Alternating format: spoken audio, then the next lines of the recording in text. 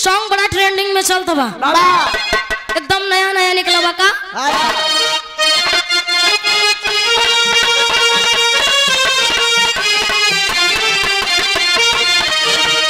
हाल का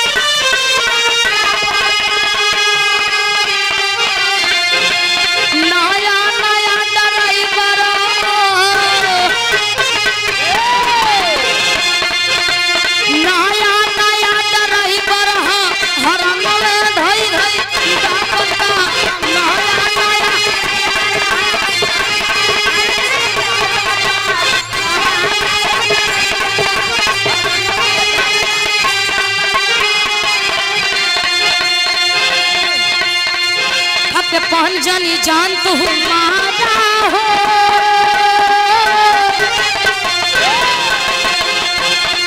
खप पहन जानी जान तो मारा हो, अभियो से परवान सुधारा हो। पहन जानी क्या बात है,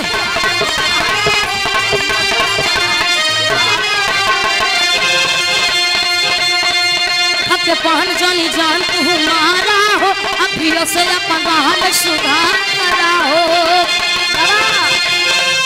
तोहरा न बाटे तन को लाला चुरा जाऊ, तोहरा न बाटे तन को लाला चुरा जाऊ।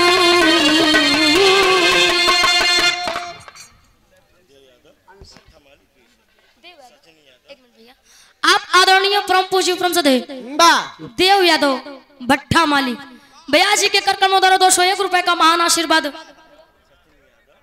आप सचिन यादव भैया कहानियां की पांव धरती से 101 रुपए का महान आशीर्वाद भैया के बहुत बहुत प्रणाम।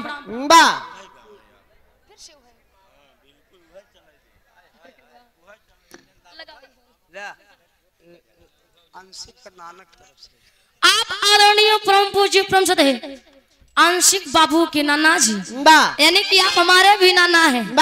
नाना देखा इसे अच्छा नहीं लगा, हम सोचते ही आप मंच पे आओ सम्मान कर दी। अगर आंशिक भैया के नाना तो हमारो नाना।